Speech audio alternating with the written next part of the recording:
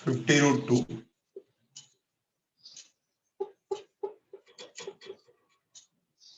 और चौथा ऑप्शन है इसका 100।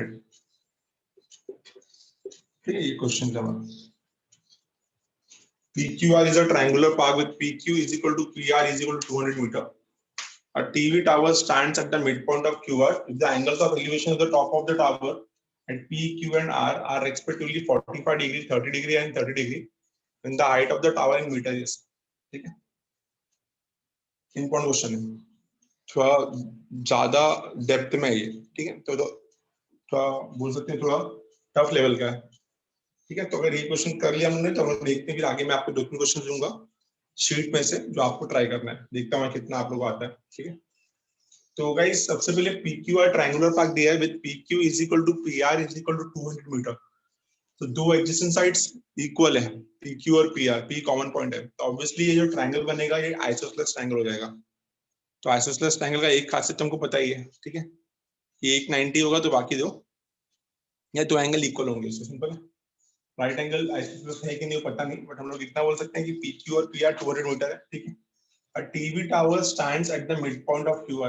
QR के मिड पॉइंट पे हम लोग ने एक वर्टिकली टीवी टावर स्टैंड करना है। फिर उस टावर को अगर मैं P से देखता हूँ तो 45 का एलिवेशन दिख रहा है, Q से देखता हूँ तो 30 का एलिवेशन दिख रहा है, और R से देख रहा हूँ तो 30 का एलिवेशन दिख रहा है। तो अगर ऐसा है तो बताओ टावर का हाइट कितना होगा। अगर ऐसा है तो बताओ टावर का हाइट कितना होगा। चलो यहाँ पे ध्यान देना। सबसे पहले हम लोग यहाँ पर डायग्राम बनाते हैं। ये हमारा ट्रायंगल PQR। ठीक है, Q सेम दिखना चाहिए, PQ और PR।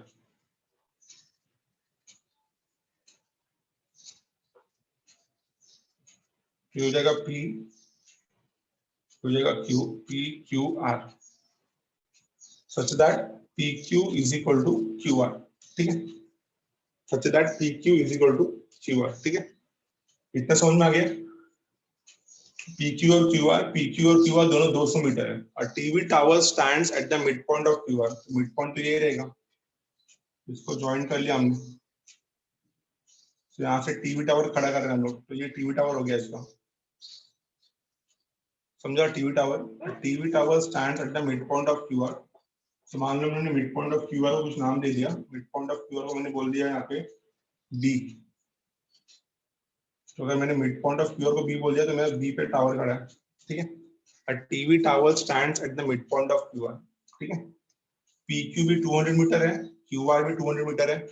Mid point of QR पे हम लोग क्या स्टैंड है भाई, मिड पॉइंट ऑफ QR पे हम सर लोग PQ और PR 200 मीटर है। यस सर, PQ और PR है क्या? ठीक है, ठीक है चलेगा। तो PQ 200 है, तो PR भी 200 है, और TV tower stands at the mid point of QR। ठीक है, तो ये इतना समझ में आ गया सब अच्छे से। तो हम लोग बोल सकते हैं कि ये वाला एंगल और ये वाला एंगल इक्वल होगा, आइसोसेलेस ट्रायंगल। ठीक है, क्लियर है इतना। और अगर ये मिड पॉइंट है तो ये एंगल बाइसेक्टर है, तो कहीं ना कहीं ये एंगल समझ में आया, मिड पॉइंट है तो एंगल बाइसेक्टर है। तो इतना समझ में आ रहा है आपको कि ये वाला राइट एंगल होगा और ये भी राइट एंगल होगा। हाँ, ये दोनों के दोनों ट्रायंगल सिमिलर है, दोनों राइट एंगल होंगे। समझने की कोशिश करना अच्छे से। मिड पॉइंट आधे पे कट कर रहा है, तो ये परपेंडिकुलर बाइसेक्टर भी बोल सकते हैं उसको मैं। दो लोग आए ना, परपेंडिकुलर बाइसेक्टर भी बोल सकते हो ना, आधे पे कट कर रहा है। यस, एंगल बाइसेक्टर के साथ साथ परपेंडिकुलर बाइसेक्टर भी है। क्यों? क्योंकि ये साइड सामने वाले साइड को आधे पे कट कर रहा है। ज्योमेट्री यूज होगा थोड़ा बहुत। तो अगर सामने वाले साइड को आधे पे कट कर रहा है तो ये PBQ और PBR दोनों के दोनों राइट एंगल ट्रायंगल होंगे। देखो हाइट्स एंड डिस्टेंस में जब तक राइट एंगल ट्रायंगल नहीं मिलता ना तब तक सुकून नहीं मिलता। तो राइट एंगल ट्रायंगल बहुत जरूरी है यार अपने लिए। ठीक है, सो PBQ और PBR ये दोनों के दोनों राइट एंगल ट्रायंगल हो गए, क्योंकि सामने वाले ने ये वाले इसने जो है कौन है ये, ऑल्टीट्यूड बोलो इसको या परपेंडिकुलर बाइसेक्टर बोलो। ठीक है, इसने सामने वाले साइड को मिड पॉइंट पे कट किया, मतलब ये 90 डिग्री हो जाएगा। और आप देख सकते हो ये दोनों ट्रायंगल सिमिलर है। ठीक है, तो ऑब्वियसली 90 डिग्री होने का चांसेस है।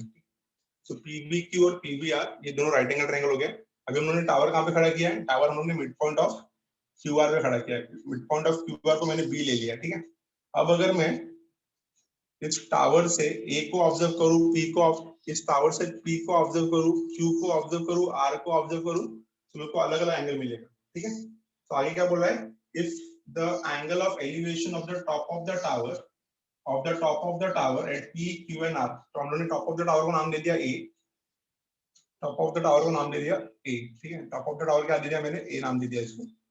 तो यहाँ से अगर मैं पी को ऑब्जर्व करता हूँ, तो एंगल ऑफ एलिवेशन कितना है मेरा, यहाँ से अगर मैं पी को 45 एलिवेशन है 45 डिग्री, तो हम लोग क्लियरली बोल सकते हैं अगर मैंने पी को ऑब्जर्व किया तो एंगल ऑफ एलिवेशन कितना हो जाएगा, 45 डिग्री।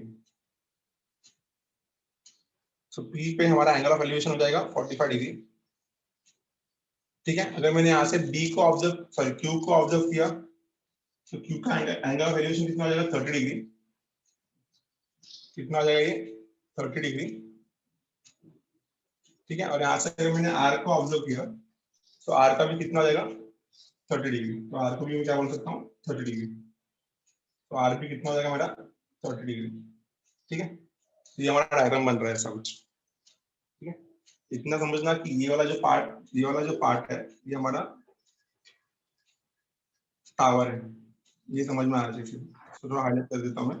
सर वो एंगल्स वाला पार्ट बताओ ना। सिंपल सा देखो, if the angle of elevation of the top of the tower ये है, इसको मैंने ए नाम दे दिया टॉप ऑफ द टावर को। सो ए से अगर मैं पी को देखता हूँ, if the angle of elevation of the top of the tower at P, तो पी से अगर हम टावर को देखते हैं तो पी से कितना एंगल बन रहा है, 45 का। क्यू से टावर को देखते हैं तो क्यू से 30 का, और आर से टावर को देखते हैं तो आर से भी 30 का। समझा, तो एंगल ऑफ एलिवेशन, तो पी से टावर का एंगल कितना है, 45 डिग्री। क्यू से टावर का एंगल कितना है, 30 डिग्री, और आर से टावर का एंगल कितना है, 30 डिग्री। यहाँ पे लिखा है। क्वेश्चन क्या मांग रहा है, find the height of the tower. हमको क्या फाइंड करना है, हमको यहाँ पे एच फाइंड करना है। हाइट ऑफ द टावर कौन है, यहाँ पे ए बी, हम लोग फाइंड करना है एच। समझा कि नहीं समझा, कंफर्म करो। Yes sir. तो अभी ना हम लोग को इस क्वेश्चन में ना हम लोग को अलग अलग राइट एंगल ट्रायंगल निकालना होगा। हम लोग को अलग अलग राइट एंगल ट्रायंगल निकालना होगा। ठीक है, तो आप लोग को बहुत अच्छे से डायग्राम देखना पड़ेगा। ये जो ट्रायंगल है, देखो ये जो नीचे वाला पार्ट है ना, ये ग्राउंड लेवल पे है। ऐसा मान लो कि इसको उन्होंने जमीन पे रखा है, इसको ट्रायंगल पी क्यू आर को। फिर ट्रायंगल पी क्यू आर को जमीन पे रखा है, तो ए बी इसके ऊपर, ए बी ऐसा है, परपेंडिकुलर है। तो ये कहीं ना कहीं ए बी जो है बहुत राइट एंगल ट्रायंगल बनाने वाला है यहाँ पे। ठीक है, सबसे पहले मैंने आपको क्लियर कर दिया था पी बी क्यू और पी बी आर ये दोनों राइट एंगल ट्रायंगल है। ये तो आपको समझ में आया। तो यहाँ पे लिख लेते हैं पहले क्या बनेगा, पहला बनेगा पी बी क्यू, दूसरा क्या बनेगा, पी बी आर। मैं यहाँ पे राइट एंगल ट्रायंगल का नाम लिख रहा हूँ। एक बना पी बी क्यू और एक बना P B R. Mid point भी था, सिमिलर भी था। ठीक है, उसके बाद बनेगा ए बी पी। चेक करो अच्छे से, पूछने की कोशिश करो। A B P, A B P, बोलो हाँ ना। यस। तो इसके बाद ए बी पी के बाद बनेगा A B Q, A B Q, क्योंकि ए बी तो वर्टिकल है और बी क्यू जो है वो एक साइड है, तो ए बी क्यू भी बनेगा। ये ग्राउंड लेवल पे है। देखो सबसे सिंपल है, जो भी ग्राउंड लेवल पे है और हम लोगों ने उसके ऊपर कुछ रखा है, खड़ा किया है, तो ऑब्वियसली वो हर एक के साथ परपेंडिकुलर बनेगा। सिंपल सी बात है यार, आप ग्राउंड पे खड़े हो तो आप हमेशा ग्राउंड से परपेंडिकुलर रहते हो ना। तो ये जो है पी क्यू आर, इसको मैंने ग्राउंड पे, मतलब समझो इसको मैंने सैंड पे बनाया, ऐसा समझ लो। ठीक है, सैंड पे मैंने इस डायग्राम को बनाया और उसके ऊपर मैंने एक लकड़ी खड़ा कर दिया। अभी वो लकड़ी जितनी भी ट्रायंगल्स है सैंड पे, उन सबके साथ परपेंडिकुलर रहेगा। बोलो हाँ या ना यार, समझ में आ रहा है? Yes sir. तो ए बी पी ये भी राइट एंगल ट्रायंगल होगा, ए बी क्यू ये भी राइट एंगल ट्रायंगल होगा, ए बी आर ये भी राइट एंगल ट्रायंगल होगा। बोलो क्लियर है कि नहीं क्लियर है एवरीवन, आया ना? यस। तो हम लोग अभी ये सब ट्रायंगल्स लेके एच ढूंढने की कोशिश करते हैं। ये सब ट्रायंगल्स लेके एच ढूंढने का कोशिश करते हैं। ठीक है, मेरे को लगता है आपको इतना समझ में आ गया। अब आपको पता है अगर बी मिड पॉइंट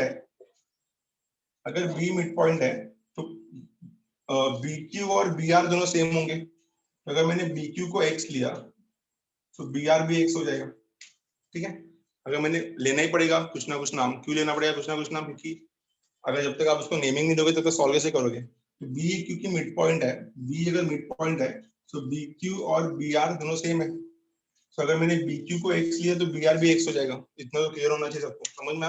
अब इन ट्राइंगल्स को कंसिडर कर लेते हैं एक एक करके और फिर सॉल्व करते हैं। तो पहले बात करेंगे हम लोग in triangle ABP. In triangle हमको एच ढूंढना है, तो in triangle ABP, in triangle ABP. So ABP ये ट्राइंगल है मेरा, तो पूरा ट्राइंगल लेना पड़ेगा लोगों को एबीपी, ठीक है। तो इन ट्राइंगल एबीपी कितना एंगल है मेरा, एंगल पी कितना है, इन ट्राइंगल 45 क्लियरली बोल सकता हूँ मैं। तो अगर मैं एंगल पी से देखता हूँ तो कितना एंगल है मेरा 45।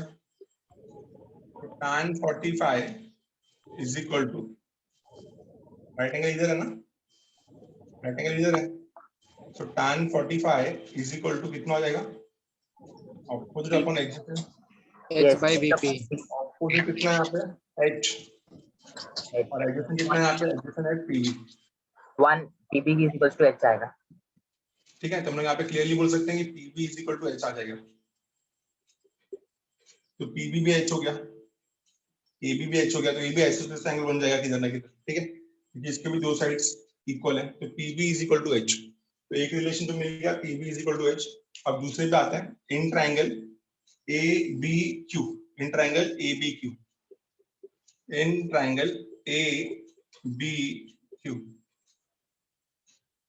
ठीक है, इन ट्राइंगल abq। तो अगर मैं बात करूं इन ट्राइंगल abq का, तो ध्यान देना अच्छे से, इन ट्राइंगल abq देख लो अच्छे से, इन ट्राइंगल abq, q ने कितने एंगल बनाए 30, तो tan 30 आएगा, tan 30 is equal to opposite upon adjacent, तो ऑपोजिट H by कितना X। है और एडजेसेंट कितना है x, तो h by x, तो कितना हो जाएगा ये tan 30 1 by √3, तो x कितना आ जाएगा, x आएगा √3h या h √3, बोलो समझा, x is equal to √3h आया Yes, yes sir। अच्छे से, पक्का समझ में आया ना। Yes, अभी हमारे पास pb हो गया, pb क्या मिला हमको, ये मिला pb, और हमारे पास x हो गया, x हो गया मतलब क्या मिल गया मेरे को, qb मिल गया या br मिल गया, दोनों में से कुछ भी मिल गया। हम लोग बोल सकते, मान लो कि उन्होंने बोल दिया हमको qb मिल गया, तो qb मिल गया, qb और br दोनों सेम हो जाएंगे, तो qb and br both are what √3h। अब मैंने आपको स्टार्टिंग में क्लियर किया था कि ये दोनों का दोनों जो ट्राइंगल है, ये वाला ट्राइंगल और ये वाला ट्राइंगल, दोनों राइट एंगल ट्राइंगल है, तो इनमें से उन्होंने कोई भी एक ट्राइंगल उठाना है और पाइथागोरस अप्लाई करना है, ठीक है। कोई भी एक ट्राइंगल उठाएंगे यहाँ से और पाइथागोरस अप्लाई करेंगे तो हमारा आंसर हो जाएगा, ठीक है। तो कोई भी ट्राइंगल ले लो, आप आपके ऊपर है, आप क्या ढूंढना चाहते हो, हाइट ऑफ द ट्राइंगल ढूंढना चाहते हो, एच ढूंढना चाहते हो, तो अगर मैं पीबी निकालू या एबी निकालू, एक ही बात है ना, AB is the height of the tower, but हमने देखा कि एबी अगर एच लिया है मैंने, तो पीबी भी एच ही है, बोलो हाँ या ना, क्लियर है। yes, हम लोग यहाँ पे बात कर रहे थे कोई भी ट्राइंगल का, इन ट्राइंगल पीबीक्यू, इन ट्राइंगल पीबीक्यू। अब एंगल्स तो मुझे नहीं पता है यहाँ पे, आइसोसेलेस से पता है बट कितना एंगल है पता नहीं, तो in triangle PBQ we are going to use the Pythagoras. 90 कौन है, एंगल बी, तो हाइपोटेन्यूज कौन होगा, PQ. So in triangle PBQ, PQ square is equal to PB square plus BQ square, ठीक है। PQ square is equal to PB square plus BQ square.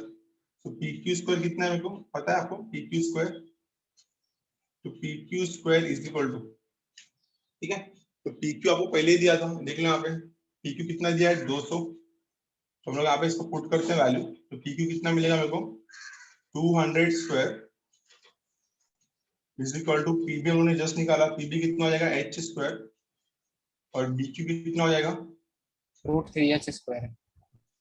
BQ कितना है हमारा, QB और BQ सेम है, तो हो जाएगा √3h स्क्वायर। इसको सॉल्व करो, बताओ h कितना आ रहा है, 100 आया सर। ठीक है। सो √3h square is 3h square, ये हो जाएगा 4h square, 4h square is equal to 200 square, ठीक है, ऐसा कुछ आएगा ना, 4h square is equal to 200 square, तो under root of 10,000। h equal to 100 है, 100 आया, h इक्वल्स टू 100 आएगा। तो हाइट ऑफ द टावर कितना है यहाँ पे 100 metre, option D is the correct, Yes, option D is the correct. Clear है सबको, आया ना, yes सर। ठीक है। इसका स्क्रीनशॉट ले लो, अच्छे समझ के ले लो, क्योंकि आगे जो सम्स में दूंगा आप लोगों को खुद से सॉल्व करना है। टाइम मिलेगा आपको 5 मिनट और खुद से ट्राई करना है उसको, ठीक है। सर क्वेश्चन में देखिए मेंशन नहीं है कि वो टावर का हाइट और वो जो अपने मिड पॉइंट से ड्राइंग दिया है वो दोनों ऐसे। नहीं समझा, ये बोल रहे हो एबी और पीबी बोल रहे हो? Yes sir. पीबी एच आया ना, क्लियर है? Yes sir. ट्रायंगल लेके पीबी देखो, जब कभी भी कोई एंगल 45 डिग्री होता है ना तो आइसोसेलेस होता है, याद रखना।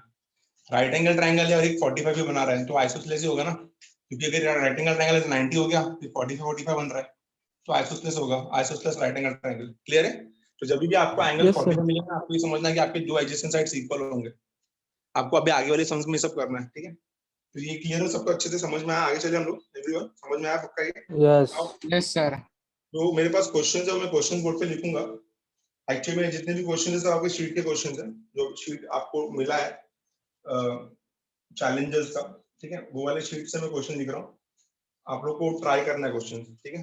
कोशिश करो कि आप लोग को आना चाहिए। हटा रहा हूँ इसको मैं, तो छोटे छोटे क्वेश्चन ले रहा हूँ मैं, देखता हूँ मैं कितना समझ में आया। 6-7 सम सीखा है मैंने हाइट एंड डिस्टेंस पर। अगर आप लोग को आता है तो आप लोग अभी मेरे को आंसर लाके दिखाओ। Use the shortcuts. मैंने जानबूझ के यहाँ पे शॉर्टकट्स नहीं पढ़ा है क्योंकि उसको बाय हार्ट करना पॉसिबल नहीं है, पहले से बहुत कुछ है पढ़ने के लिए, तो उसको बाय हार्ट करना पॉसिबल नहीं है और हम लोग उसके ऊपर डिपेंडेंट हो जाएंगे, फिर अगर फॉर्मूला भूल गए तो समझ नहीं आएगा। Will move to the next question, जो आप लोग को खुद से ट्राई करना है, ध्यान देंगे सब लोग। क्वेश्चन अच्छे से पढ़ो और उसके बाद सॉल्व करो। Two men are on the opposite side. Two men are on the opposite side of a tower. Two men are on the opposite side of a tower. They measure the angle of elevation. They measure the angles of elevation. They measure the angles of elevation of the top of the tower. They measure the angle of elevation of the top of the tower. Of the top of the tower. 45 degree and 30 degree respectively. 45 degree and 30 degree respectively. If the height of the tower is 40 meter, if the height of the tower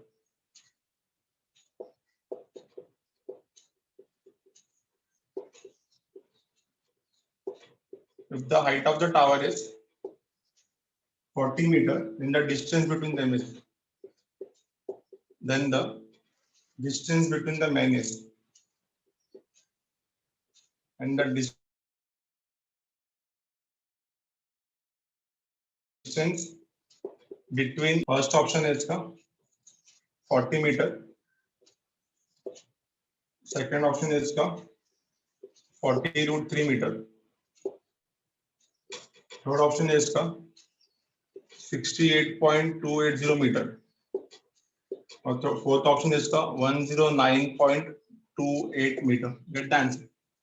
चलो solve करो अच्छे से। Two men are on the opposite side of a tower. ठीक है, तो एक यहाँ खड़ा है, एक यहाँ खड़ा है, टावर बीच में रहेगा ऑब्वियसली, ठीक है। Two men are on the opposite side of a tower. They measure the angles of elevation of the top of the tower. इसको A बोल देते हैं, इसको B बोल देते हैं। So they measure the angle of elevation of the tower 45 degree and 30 degree. तो मान लेते हैं कि ये वाला जो होगा ये 45 डिग्री होगा और ये वाला जो होगा वो 30 डिग्री होगा, ठीक है। ये 45 डिग्री और ये 30 डिग्री। टावर का नाम ले लो CD, ठीक है। If the height of the tower is 40 metre, तो हाइट कितना टावर का 40 metre, then the distance between the man is, हम लोग को फाइंड करना है कि AB का डिस्टेंस कितना है। इसको एक इसको y लेके सॉल्व करो। चलो बताओ, you need to find AB, आपको AB फाइंड करना है। क्या फाइंड करना है आपको? AB। सो AD, दो राइट एंगल ट्रायंगल है आपके पास, ADC और BDC। तो ADC को लो, वहां से आपको AD मिल जाएगा, फिर BDC को लो, वहां से आपको BD मिल जाएगा, दोनों को ऐड करो। ये ऑप्शन आ रहा है 109.28। रुको ना, बाकी लोगों को भी करने दो, 2 मिनट का टाइम दे दो उनको।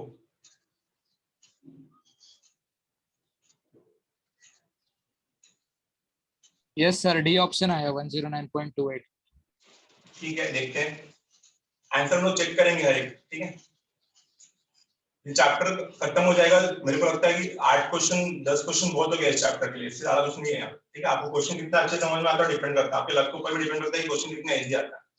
2018 जैसा आया तो थोड़ा ज्यादा टफ हो जाएगा, कल के लेक्चर में सब इजी किया था।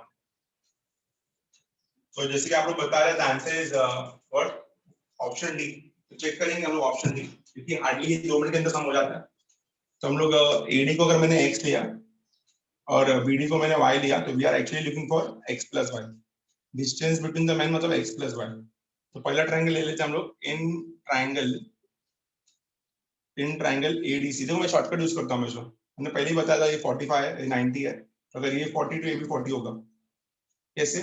tan 45 1 हो गया। ठीक है, तो ये isosceles triangle, in triangle ADC, we can say that tan 45 is what, tan 45 is equal to, इसको मैंने x दिया फिलहाल, तो मेरे को पता था बट 40 है, तो tan 45 कितना आएगा आपका, ऑपोजिट अपॉन एडजेसेंट।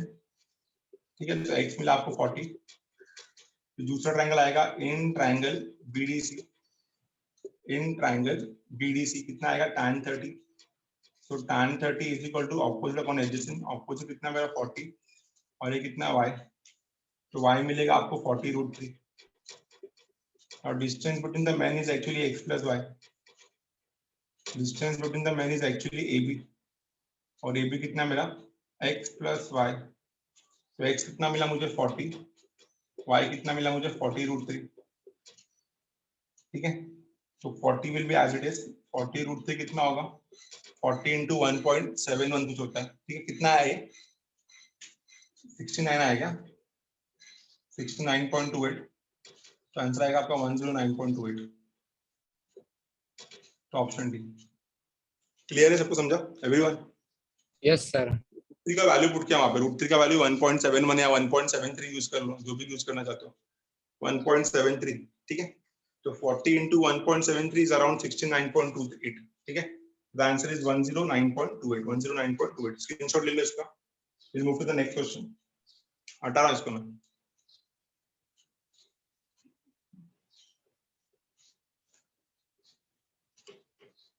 इजी था। I will move to the next question। ध्यान देना, जिससे आपके शीट के क्वेश्चन था। A person observes the angle of elevation, a person observes the angle of elevation, a person observes the angle of elevation of a building, angle of elevation of a building as 30 degree. A person observes the angle of elevation of a building as 30 degree. The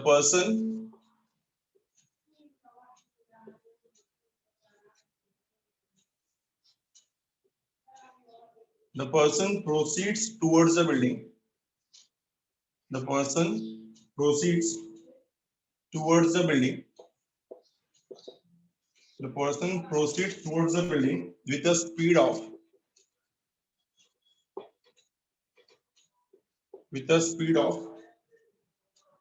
25 times of √3 minus 1 meter per hour.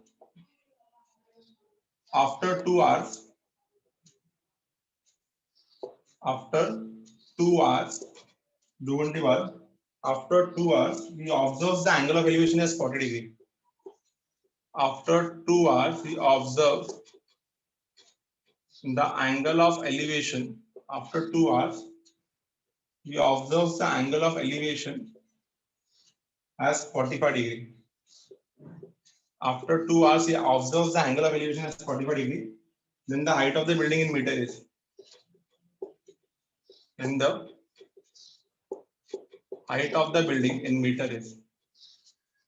Start करो solve करना. Then the height of the building in meter is. ठीक है, height of the building निकालना है. The very first option is 100 meter. Second option is 50 meter. Third option is 50 times of √3 minus 1 meter. The fourth option is none of this. चलो solve करो, बताओ क्या रहेगा, कोशिश करो क्वेश्चन से, डायग्राम भी आप लोग ही बनाओगे। A person observes the angle of elevation of a building. एक बिल्डिंग को अगर मैं देखता हूँ यहाँ से तो 30 डिग्री पे दिख रहा है, थोड़ा आगे गया मैं 2 घंटे बाद उसी बिल्डिंग को देखा तो 45 डिग्री पे दिख रहा है, बताओ हाइट ऑफ द बिल्डिंग कितना रहेगा। तो बड़ा बड़ा राइट एंगल, छोटा राइट एंगल, एक 30 डिग्री और एक 45 डिग्री, कल के लेक्चर में किया था ये। यहाँ पे स्पीड और टाइम बहुत ज्यादा मैटर करता है। स्पीड कितना दिया आपको 25 √3 - 1 और टाइम कितना दिया है 2 आवर्स, तो आपको जो डिस्टेंस मिलेगा वो स्पीड इनटू टाइम मिलेगा। Use the formula, basic formula, distance is equal to speed into time.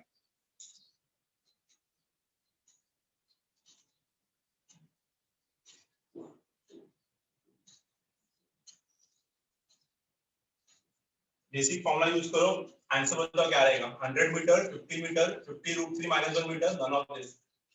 A person observes the angle of elevation of a building as 30 degree. The person proceeds towards the building with a speed of 25 √3 - 1 meter per hour. After 2 hours, he observes the angle of elevation as 45 degree.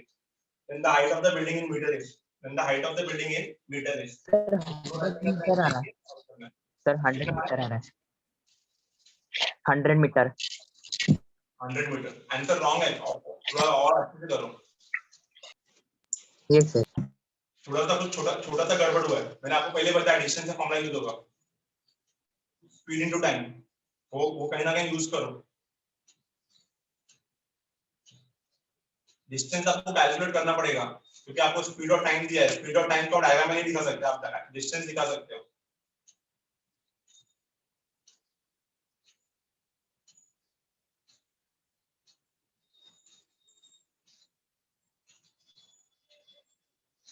Speed और time diagram में कैसे दिखाओगे, आपको distance दिखाना है।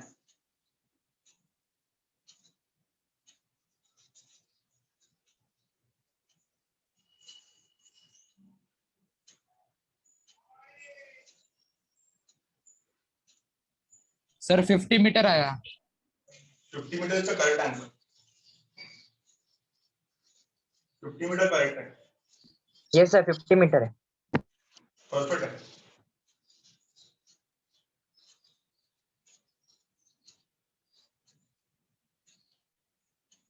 चलो हम लोग चेक करते हैं, जिनको नहीं समझा उनके लिए, ठीक है। जिनको नहीं समझा उनको ध्यान देना है अच्छे से सम पे। देखो सबसे पहले ना हम लोग को ये डिस्टेंस का फॉर्मूला पढ़ना पड़ेगा। Distance is equal to speed into time. यहाँ पे स्पीड कितना है, यहाँ पे स्पीड है, हम लोग को ट्विस्ट किया था ये लोग ने, स्पीड है 25 √3 - 1 और टाइम है 2, तो डिस्टेंस कितना हो जाएगा 50 टाइम्स ऑफ √3 - 1, ठीक है, किलोमीटर, ठीक है। तो गाइस जब मैं इसका डायग्राम बनाऊंगा तो मान लो कि ये बिल्डिंग है, ठीक है, और इसको जब मैं पहले देख रहा हूँ पॉइंट ए से, तो कितनी का एलिवेशन बना रहा है ये 30 डिग्री, ठीक है। पॉइंट ए से जब इसको देख रहा हूँ कितने एंगल बना रहा है ये, कितने एंगल बना रहा है 30 डिग्री। और फिर जब 2 घंटे बाद में यहां से देख रहा हूँ तो कितने एंगल बना रहा है ये 45 डिग्री, ठीक है। डायग्राम समझ लो थोड़ा अच्छे से।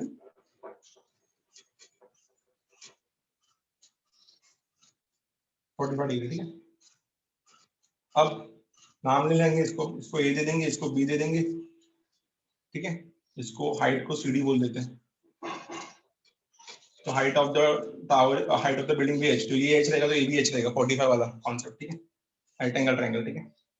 तो मेरे को इतना पता है कि इधर से जब बंदा देख रहा है तो 30 डिग्री पे दिख रहा है, 2 घंटे बाद वो बी पे पहुंचा, ए से बी पे क्या स्पीड से गया 25 √3 - 1, कितने टाइम में पहुंचा बी पे 2 घंटे में, तो कितना डिस्टेंस कवर किया रहेगा उसने, कितना डिस्टेंस कवर किया है 50 टाइम्स ऑफ √3 - 1।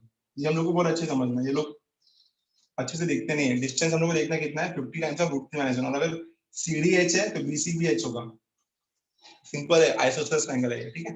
तो हम लोग को दोनों ट्रायंगल लेना है यहाँ पे, तो पहला ट्रायंगल लेंगे हम लोग tan 30 वाला, तो इन ट्रायंगल, कौन सा इन ट्रायंगल एसीडी, जिनको भी आप लोग चेक करो, जिनको नहीं आ रहा समझ लो, इन ट्राइंगल ACD कितना tan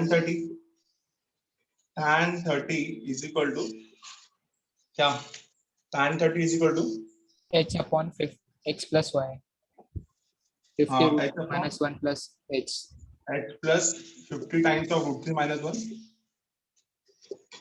ठीक है, ऐसे ही कुछ रहेगा। अब you know that tan 30 is root 3 1 by root 3, तो 1 by root 3 is equal to h upon h plus 50 times of root 3 minus 1, cross multiply किया, ठीक है, तो आपको h 50 मिल जाएगा, सीधा यहाँ से ही मिल जाएगा।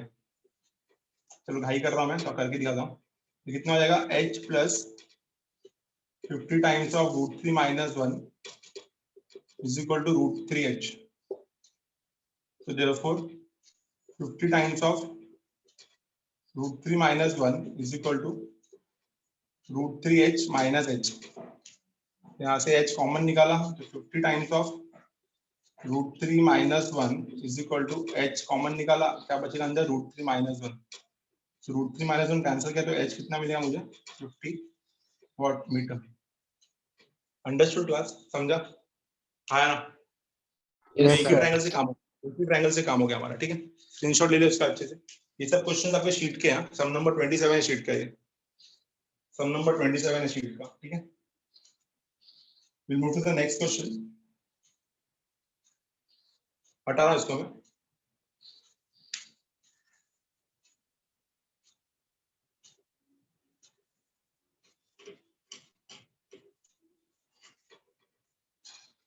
अगला क्वेश्चन हमारा, ध्यान देना, सम नंबर 37 है ये, आप लिख सकते हो, आपको नंबर लिखना है तो। The angle of elevation, the angles of elevation the angles of elevation on the top of the tower A of the top of the tower A,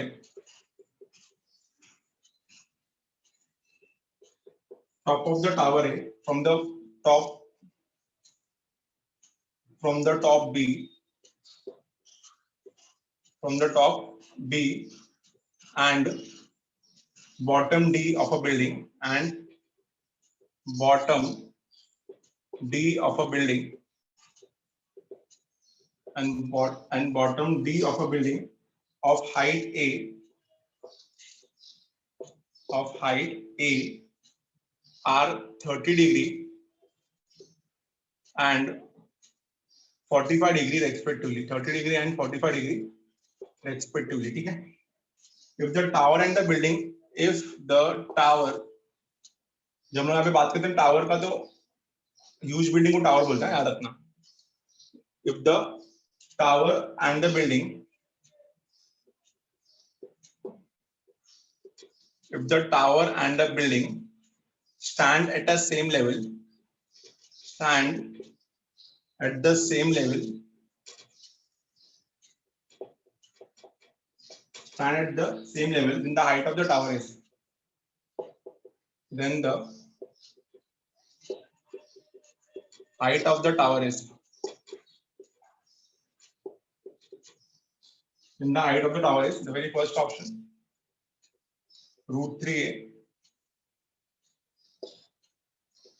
The second option, a root 3 upon root 3 minus 1. Third option, a 3 plus root 3 upon 2.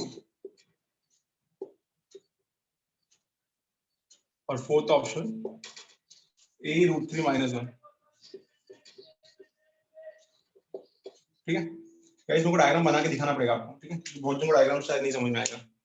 The angle of elevation of the top of a tower A from the top B and bottom D of a building, please समझना। Tower जो है वो हमारा A पे खड़ा है, ठीक है, tower A। The angle of elevation of the top of the tower A from the top B and bottom D of a building. So जो बिल्डिंग है, ऑब्वियसली बिल्डिंग रेक्टेंगल शेप में रहेगा या तो स्क्वायर शेप में रहेगा। तो ये बिल्डिंग हो गया, तो फ्रॉम द अच्छे से लिखो, the angle of elevation of the top of the tower है, the angle of elevation of the top of the tower है from the top B, from the top B and bottom D of a building of height A, तो इसका height कितना है building का height A है, of height A at 30 degree, तो यहाँ से कितने एंगल ऑफ एलिवेशन मिल रहा है 30 डिग्री का, और यहाँ से कितने एंगल ऑफ एलिवेशन मिल रहा है 45 डिग्री का, ठीक है। और ये जो रहेगा आपका क्या रहेगा, ये बिल्डिंग हो गया ये, ठीक है क्या हो गया, ये बिल्डिंग हो गया। तो इसको ए दिया नाम, इसको बी, इसको सी बोल देते हैं, इसको ई बोल देते हैं, ठीक है। तो बी डी सी ये मेरा बिल्डिंग हो जाएगा। अगर ये सी ए है, क्योंकि यहाँ पे क्लियरली दिया है of a building of height A, तो हाइट कितना है इसका, बिल्डिंग का हाइट ए है, तो बी डी भी ए होगा, ठीक है। इतना समझ में आया। हमको क्या ढूंढना है, the height of the tower, हमको ये पूरा हाइट ढूंढना है, हाइट ऑफ द टावर, पूरा का पूरा कैपिटल एच बोल देते हैं। तो देखो सी क्या है, हाइट ऑफ द बिल्डिंग, ए क्या है, हाइट ऑफ द टावर, तो मेरे को एसी भी ढूंढना पड़ेगा, एसी को मैं स्मॉल एच बोल देता हूँ। तो कैपिटल एच क्या रहेगा, capital H will be what, small h plus a. कर लोगे सॉल्व, बोलो हाँ या ना। अगर ये ए है तो ये भी ए रहेगा, ठीक है। ये राइट एंगल ट्रायंगल है, तो ये भी राइट एंगल ट्रायंगल रहेगा। तो इसमें मांगा क्या है, in the height of the tower, तो height of the tower will appear in terms of A, तो आपको पूरा का पूरा ए ही ढूंढना है। Find what, to find A E, हमको ए ही ढूंढना है यहाँ पे। इतना समझ लेना अच्छे से कि सी जो है वो हाइट ऑफ द बिल्डिंग है, और ए जो है वो हाइट ऑफ द टावर है। पहले बताया मैंने, टावर मतलब एक बड़ा सा बिल्डिंग होता है, ठीक है, टावर मतलब बड़ा सा बिल्डिंग होता है, ठीक है। सो ए ई हमारा हाइट ऑफ द टावर है। बहुत जन ए सी ले लेंगे, टावर को हम लोग बिल्डिंग के ऊपर से मेजर नहीं करेंगे, टावर मतलब ए ई, दोनों भी सेम लेवल पे खड़े हैं, ऐसा बताया, दोनों भी सेम लेवल पे खड़े हैं। तो टावर का हाइट कितना है, तो हाइट हमेशा बॉटम से मेजर किया जाता है, तो A E is the height of the tower. निकालो आंसर, दोनों राइट एंगल ट्रायंगल ले लो, 30 वाला भी और 45 वाला भी। आगे का आंसर इतना जल्दी, सर बी ऑप्शन आ रहा है, a√3 अपन √3 - 1। ठीक है, देखते हैं ना, बाकी लोगों को भी करने दो प्लीज, देखते हैं जिनको समझ रहा है उनको बहुत अच्छा है, बाकी लोगों को थोड़ा टाइम दे दो।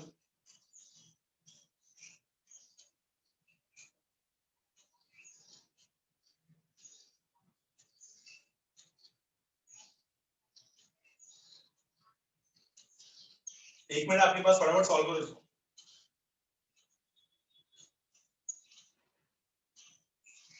यस सर, बी ऑप्शन आया। ऑप्शन बी आया सबको, a√3 अपॉन √3 - 1। √3 - 1। एक मिनट आंसर चेक कर रहा हूँ।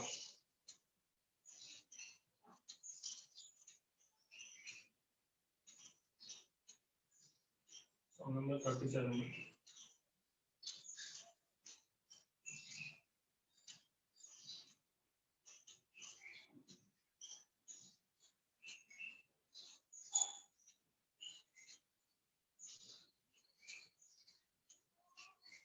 ऑप्शन बी आया ना।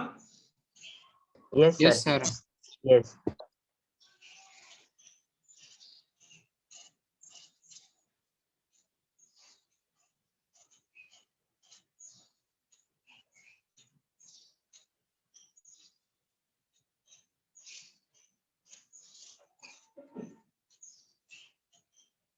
एक्चुअली में यहाँ पे ऑप्शन सी भी दिया है आंसर में, तो ऑप्शन बी और ऑप्शन सी दोनों सेम ही होगा लगता है, क्योंकि ऑप्शन बी और ऑप्शन सी दोनों सेम ही है। क्या हम कैसे दे दिया लोग ने इसको, हम लोग अगर उन्होंने रैशनलाइज किया कॉन्जुगेट लेके तो यही मिलेगा, ठीक है।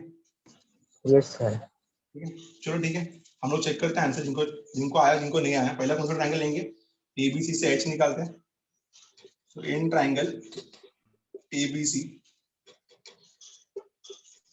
इन ट्रायंगल एबीसी कितना आएगा, tan 30 is equal to what, tan 30 is equal to h upon, इसको x बोल देते हैं हम लोग, इसको bc को x बोल देते हैं, bc x हो जाएगा तो d भी x हो जाएगा, तो h upon what, h upon x। So therefore 1 upon √3 is equal to h upon x, तो x is equal to √3h, ठीक है। तो दूसरा ट्रायंगल ले लेते हैं हम लोग, इन ट्रायंगल, दूसरा ट्रायंगल कौन सा है मेरा, ADE, in triangle ADE, in triangle ADE, ठीक है। ADE पे हमारा E 90 डिग्री है, तो tan 45 मिलेगा यहाँ से, तो tan 45 इज इक्वल टू क्या है, एडजेसेंट ऑपोजिट कितना है, h plus a, h + a/x। ठीक है, तो ये तो x हो गया 1 हो जाएगा, तो x is equal to h plus a। ठीक है, x कितना है मेरा √3h is equal to h plus a। ठीक है, सॉल्व किया तो a कितना मिलेगा, a मिलेगा h टाइम्स ऑफ √3 माइनस 1। ठीक है, h टाइम्स ऑफ √3 माइनस 1। ठीक है, इतना क्लियर है। अब हमको क्या चाहिए था, हमको हाइट ऑफ द टावर चाहिए था। So height of the tower क्या रहेगा, capital H। Capital H will be h plus a। ठीक है, तो h कितना मिला मुझे, h प्लस a। ठीक है, क्लियर, समझ में आया मतलब। अब इसका आंसर √3h आ रहा है, हम लोग को h भी ढूंढना पड़ेगा। तो h h कितना मिला, equal to a upon √3 minus 1। a upon √3 minus 1। Yes ठीक है, तो हम लोग यहाँ पे क्लियरली लिख सकते हैं कि h प्लस a √3h था, ये कॉमन आ जाएगा। तो √3 को रहने देते ऐसे ही और h का वैल्यू पुट कर देते हैं, a अपॉन √3 माइनस 1। इस पे कॉन्जुगेट अप्लाई किया तो c भी बनता है। सर दोनों भी आप आंसर आएगा। ऑप्शन रॉन्ग भी है, देखो शीट का क्वेश्चन है ना, मैं कुछ बोल नहीं सकता। अगर इस पे हम लोग ने कॉन्जुगेट अप्लाई किया √3a अपॉन √3 माइनस 1। ठीक है, तो कॉन्जुगेट क्या है इसका, कॉन्जुगेट है √3 प्लस 1 डिवाइडेड बाय √3 प्लस 1। ठीक है, तो डिनोमिनेटर में तो आपका 2 हो जाएगा, a square minus b square.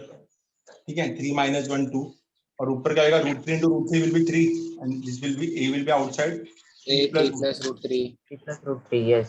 ये दोनों ऑप्शन आ रहा है, तो ऑब्वियसली कुछ रॉन्ग रहेगा यहाँ पे। यहाँ पे इन लोगों को प्लस डालना चाहिए, ऐसा कुछ करना चाहिए।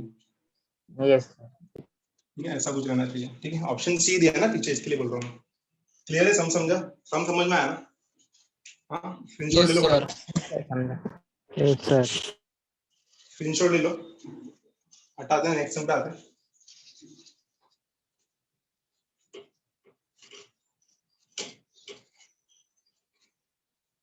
तो नेक्स्ट सम पे आते हैं, देखते हैं क्या है।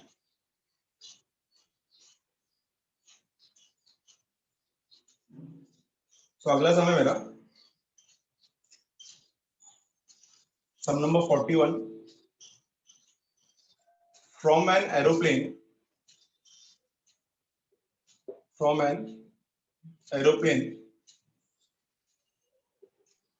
flying vertically from an aeroplane flying vertically above a horizontal road, flying vertically above a horizontal road, from an aeroplane flying vertically above an horizontal road, the angle of depression, पहली बार हम लोग यहाँ पे सम डिप्रेशन में देख रहे हैं, the angles of depression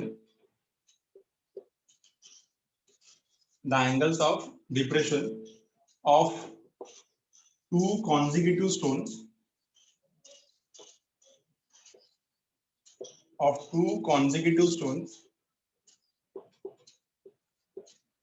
the angles of depressions of two consecutive stones on the same side of the aeroplane,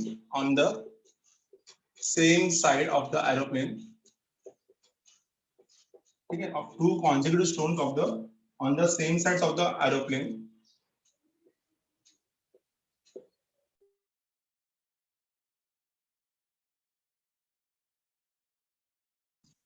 are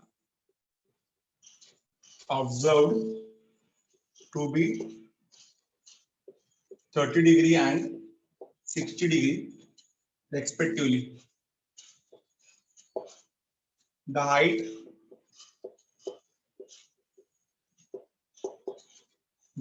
at which the aeroplane is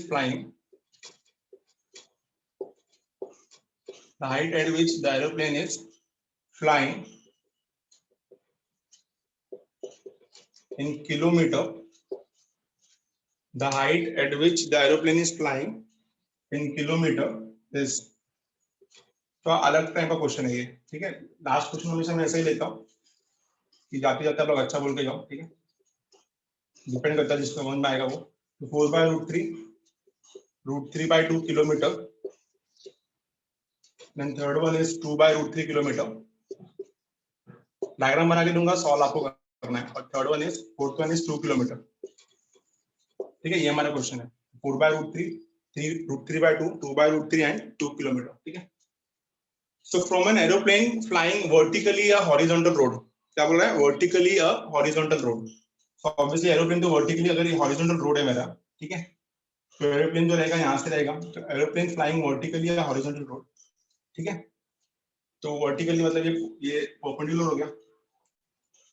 ठीक है, ये हाइट हो गया हमारा, height at which the aeroplane is flying, ये height हो गया, ये ढूंढ रहे हैं हम लोग।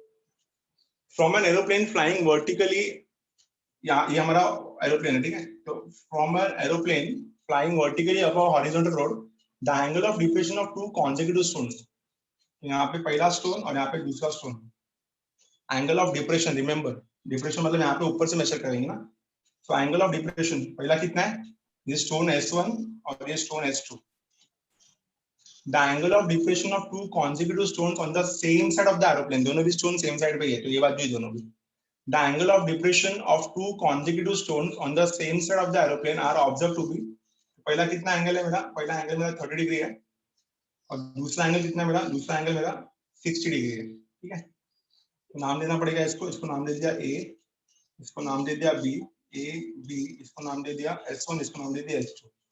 ठीक है, तो जो पहला स्टोन है वो कौन सा एंगल से दिख रहा है मेरे को, 30 डिग्री से, और जो दूसरा स्टोन है वो कौन सा एंगल से दिख रहा है, 60 डिग्री से। तो बताओ height at which the aeroplane is, height कौन सा हाइट का एरोप्लेन है फ्रॉम द हॉरिजॉन्टल रोड। तो गाइस आपको यहाँ पे ऑल्टरनेट एंगल यूज करना पड़ेगा। आपको पता है कि ये जो एरोप्लेन है और जो हॉरिजॉन्टल रोड है दोनों पैरेलल है। ठीक है, दोनों पैरेलल है, तो यहाँ पे ऑल्टरनेट एंगल यूज होगा। तो अगर आपका ये एंगल 30 है तो आपका ये एंगल 30 होगा। समझ चुके हो अच्छे से, आया ना, बोलो क्लियर है। एंगल ऑफ डिप्रेशन में हमेशा ऑल्टरनेट एंगल यूज होता है, बोलो क्लियर है ये सब, समझ में आया। Yes sir, yes sir, yes. समझे आपका 30, और सेम अगर आपका ये एंगल 60 है तो आपका ये एंगल 60 होगा। हो गया आपका काम, दोनों राइट एंगल ट्रायंगल ले लोगे और एच ढूंढोगे, निकालो, बताओ क्या आ रहा है। क्वेश्चन समझा पाएंगे आपको अच्छे से, गेट मी द आंसर ना, क्वेश्चन समझा पाए तो आंसर बताओ।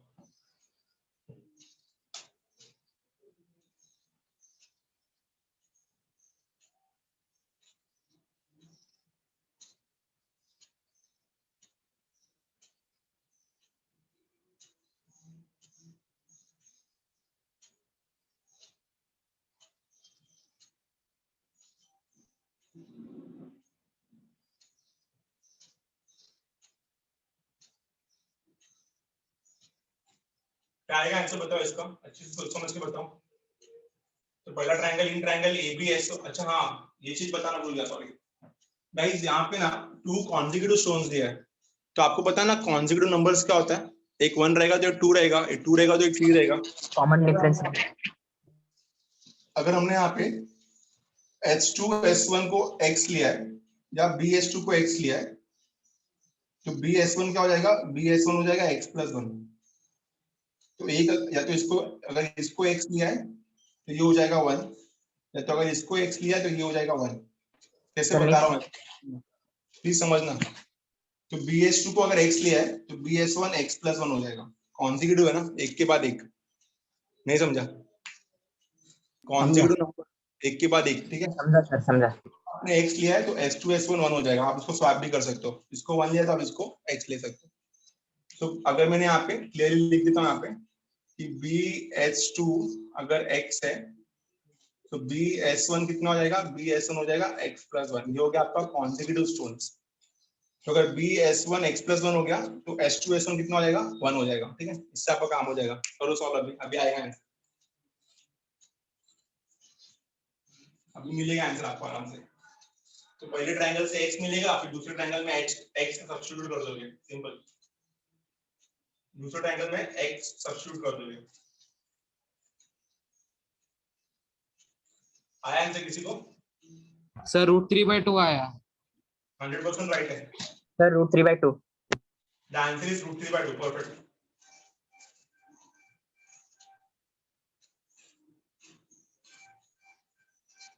पहले हम लोग x ढूंढेंगे छोटे ट्रायंगल से, फिर बाद में h ढूंढेंगे।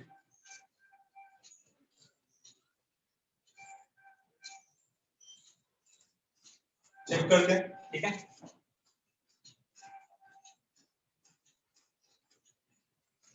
ध्यान देंगे सब लोग यहाँ पे।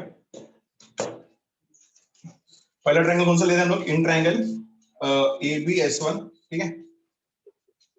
इन ट्रायंगल ABS1, ठीक है। tan 30 is equal to h upon x plus 1, ठीक है। h upon x plus 1, तो tan 30 1/√3 आई कर रहा हूँ, तो x plus 1 is equal to √3h, तो x कितना आएगा? √3h minus 1, ठीक है। ये क्लियर हो गया। तो दूसरा in triangle ABS2, in triangle ABH2 क्या आएगा? tan 60 is equal to what? h upon x, h by x. tan 60 √3 होता है, तो h is equal to √3x, ठीक है। h is equal to √3x, x equal to h by root 3. तो value put करेंगे अभी यहाँ पे, तो h is equal to √3 रहने देते हैं ऐसे ही। x का वैल्यू कितना है? √3h minus 1, सॉल्व किया तो कितना आएगा? h is equal to √3 into √3h will be 3h minus √3, इसको उधर इसको उधर, so 2h is equal to √3 and therefore we can say that h is equal to what? Root 3 by 2. बोलो समझ में आया सब? Yes sir. Yes. सो देख लो अच्छे से एक बार, जिनको नहीं आया, इतना सम सफिशिएंट है, इससे ज्यादा सम्स करने का जरूरत नहीं है हाइट्स एंड डिस्टेंस के लिए। जिनको ये 10-11 सम्स आ गए, इसको ये चैप्टर समझ में आ गया, हाइट्स एंड डिस्टेंस, ठीक है। एप्लीकेशन ऑफ ट्रिग्नोमेट्री है, हायर ट्रिग्नोमेट्री, ठीक है। तो आई होप कि आपको अच्छे समझ में आया, ये देख लो अच्छे से इसको। तो ये चैप्टर हम लोग का कंप्लीट हुआ, हाइट्स एंड डिस्टेंस। अभी इसके बाद हम लोग जो चैप्टर स्टार्ट करने वाले हैं, वो चैप्टर है हमारा indefinite integration. But guys, indefinite integration के लिए हम लोग को अच्छे से डेरिवेटिव पूरा आना चाहिए। तो मेरे को पहले ये बताओ, डेरिवेटिव आपका 60% हुआ है कि वो भी नहीं हुआ है? 60% हो गया ना डेरिवेटिव? सर 1.2 एक्सरसाइज तक हुआ है। Yes, sir, 1.2 तक हुआ है। वो सब कराएंगे रहेगा फिर तो उसके tan inverse of x, cot inverse of x का डेरिवेटिव कराएगा। हाँ yes sir, Yes, sir. Formula दिया है हम याद लोग को एक्चुअली क्या लगेगा इंडेफिनिट इंटीग्रेशन के लिए? हम लोग को क्या लगेगा? डेरिवेटिव्स का जितने फॉर्मूलाज है स्टार्ट से लेके एंड तक, वो सब फॉर्मूलाज लगने वाले हैं हम लोग को। तो जिनको डेरिवेटिव्स का फॉर्मूला आता है ना, उन्हीं को इंटीग्रेशन का फॉर्मूला मैं सिखा पाऊंगा। तो आप लोग को क्या करना है, फॉर द नेक्स्ट लेक्चर आपको डेरिवेटिव्स का फॉर्मूला बाय हार्ट होना चाहिए। आपको उसे पता है कि चैप्टर नंबर 2 के लिए भी बाय हार्ट होना चाहिए।